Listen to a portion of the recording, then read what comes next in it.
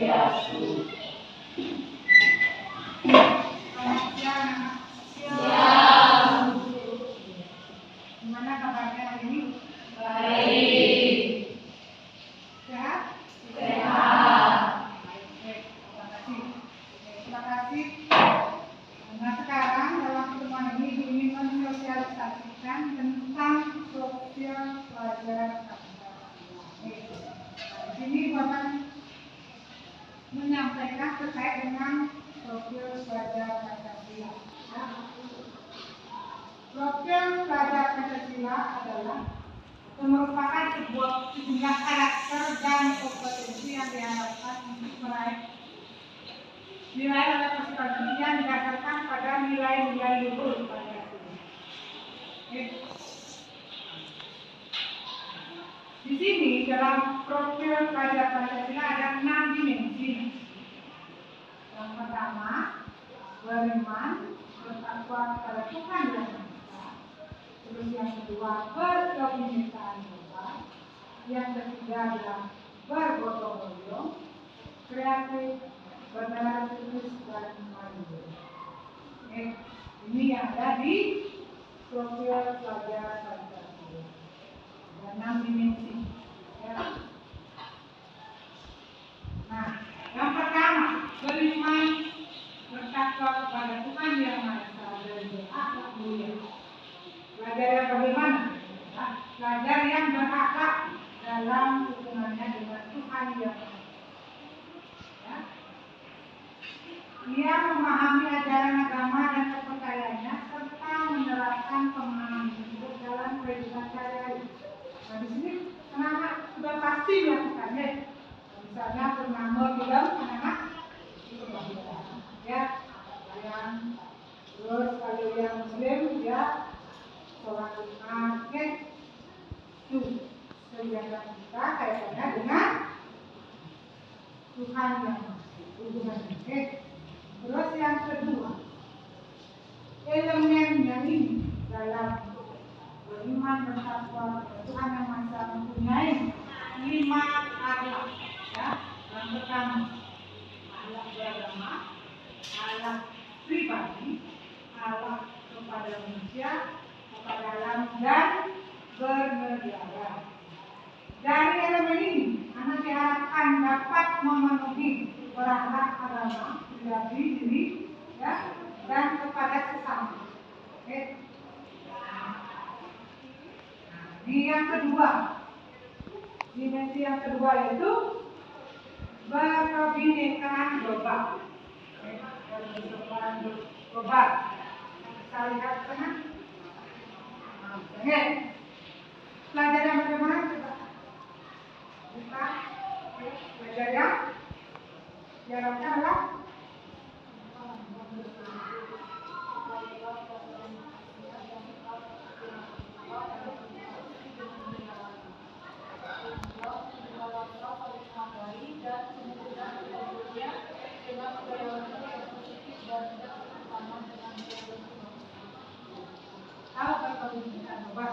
yang berbeda tetap saling mendampingi. Kita menyadari akan perbedaan. Nih, di sini ada elemen kuncinya, ya, elemen kuncinya. Yang pertama itu mengenal dan menghargai budaya. Yang kedua, kemampuan komunikasi interkultural dalam berinteraksi dengan sesama. Yang ketiga, refleksi dan tanggung jawab terhadap pengalaman kebinekaan. Di mana di sini diharapkan peserta ini dapat memenuhi elemen mengenal dan menghargai budaya. Keempat, pelajarannya Anda mengenal budaya. Misalnya kita di Bali budayanya misalnya ada percaya, ya, terus ada lagi upacara, misalnya mungkin ada yang Lampung, banyak lagi, kita harus mengenal budaya. Nah, yang ketiga itu kita gotong royong. Coba Janu, apa itu gotong royong? Ya, saling membantu. royong. Lagi yang lain. Coba.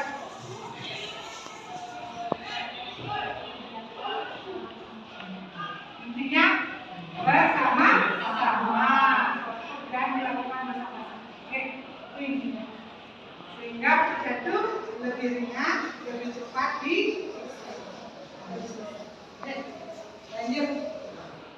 Elemen kunci dari gotong royong adalah kolaborasi, saling mengisi, antara satu dengan yang lainnya, peduli dengan yang lainnya dan berbagi. Nah, lagi, ada yang berbagi. Kalau dia punya makanan, dia ya, kalau punya uang lebih, boleh. Ya, boleh tidak? Boleh. Kalau punya uang lebih, kalau pas-pasan, digunakan sesuai ya. Kalau ini sendiri, kalau menolong lah, antara yang lain. Ya. Nah, mandiri ini.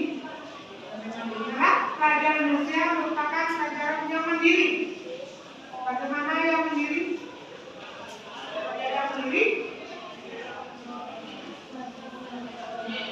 yang bertanggung jawab atas proses dan hasil belajarnya. Ya, misalnya anak disuruh buat tugas mandiri, artinya tugas yang dikerjakan sendiri. Tidak boleh ibunya mengerjakan atau kakaknya, tidak boleh ya, mandiri sendiri. Dan dapat dipertanggungjawabkan kalau ibunya atau kakaknya yang membuat mungkin benar, kalau diri sendiri salah atau kurang bagus misalnya lukisannya, bukan dan mengenai aturan dari mandiri. Jadi dikerjakan sendiri, bertanggung jawab atas dirinya. Elemen kunci dari ini adalah kesadaran akan diri dan situasi yang dihadapi dan regulasi diri. Di sini peserta didik harus diharapkan mampu mengenali kualitas dan minat diri serta mampu regulasi emosi dan menetapkan tujuan pembinaan strategis mengembangkan diri prestasi serta memiliki inisiatif bekerja secara mandiri. Itulah pertanyaan beda PR dikerjakan sendiri, kakaknya yang mengerjakan. Nah, walaupun tidak dilihat oleh gurunya. Nah, sekarang elemen bernalar kritis. Pelajar yang bernalar kritis adalah pelajar yang mampu secara objektif memproses informasi, baik kualitatif maupun kuantitatif, membangun keterkaitan antara berbagai informasi, menganalisis informasi, evaluasi dan menyimpulkan. Ya, itu kritis kan mampu bertanggung jawab, ya, mampu menganalisis informasi. Nah, di bernalar kritis ini mempunyai elemen kunci. Nah, yang pertama itu memperoleh dan memproses informasi. Misalnya, dapat informasi apa? Tidak langsung menerima begitu saja. Dia berpikir dulu, apakah informasi ini benar? Ya, benar atau tidak? Dianalisis dulu. Ya, analisis dulu. Jangan langsung percaya. Sama kayak rumus matematika. A tambah B sama dengan 5. A-nya berapa, B-nya berapa, harus analisis dulu. Ya, baru percaya. Oke, itu maksudnya. Refleksi pikiran dan proses berpikir. Dia akan terus menggali informasi itu. Setelahnya dia akan mengambil keputusan. Menurut logisnya kita, apakah benar ini informasinya? Ya. Nah, ini yang kreatif. Kreatif. Peserta didik yang di mana yang dinamakan kreatif? Coba, Lestari, penelitian main dinamakan kreatif. Pelajar yang kreatif mampu memodifikasi dan menghasilkan sesuatu yang orisinal, bermakna, bermanfaat, dan bermanfaat. Ya. dia kreatifnya, punya ide sendiri, ide segar sendiri. Kayak yang kemarin itu ada anak akuntansi yang membuat desain makanan, ya tidak ada di sekitar mana pun tidak ada. Dia menciptakan sendiri kan, idenya dia sendiri. Itu namanya kreatif. Awal tidak nempo-nempo, hasilnya juga lagi apa? Dia sendiri yang punya idenya. Kayak yang kemarin itu waktu ada kandungannya, teman kalian sudah bisa menciptakan tabung sendiri, ya? Bukan meniru tabung leluhur, bukan, dia menciptakannya sendiri. Menghasilkan karya dan tindakan yang original itu nyatanya sudah ada hasil karya yang original. Di sini peserta didik diharapkan memiliki kemampuan berkreasi, ya, menghasilkan karya original bermakna dan bermanfaat. Ya. Misalnya nanti kedepannya anak bisa membuat apa? Lain daripada yang lain, anaknya sendiri yang mendesain. Itu namanya karya original. Ya. Jadi dia ya kreatif. Oke. Itu tadi sudah kita bahas tentang 6 dimensi profil pelajar Pancasila. Dari ke-6 itu kita sudah bahas tadi, anak dapatkan kesimpulan atau dapat kita refleksikan kembali dimensi-dimensinya. Maka dari itu pemahaman tadi adalah tentang profil pelajar Pancasila yang memiliki 6 dimensi. Apa saja?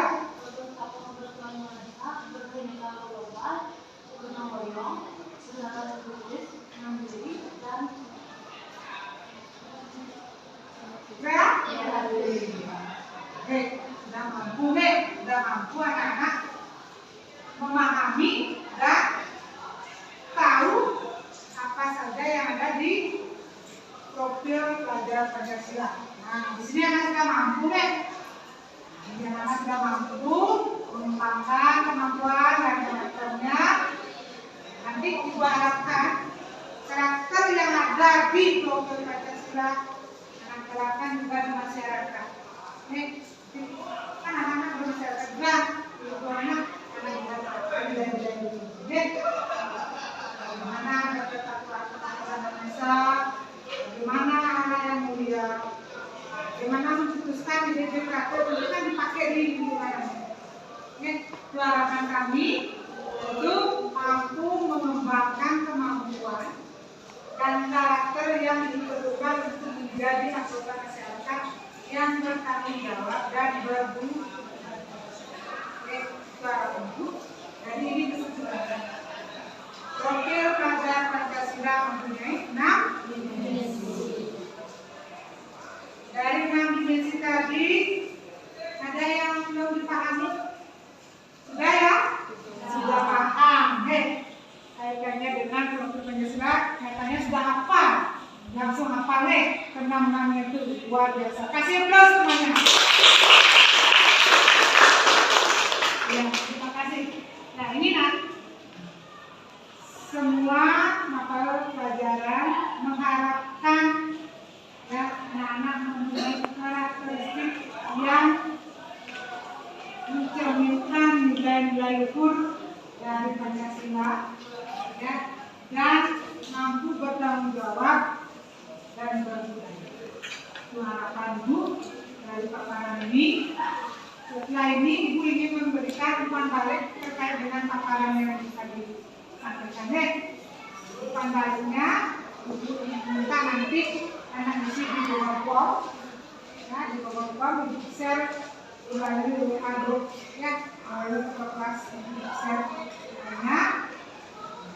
Untuk itu penyampaian ini sudah selesai sampai sini. Kita tutup dengan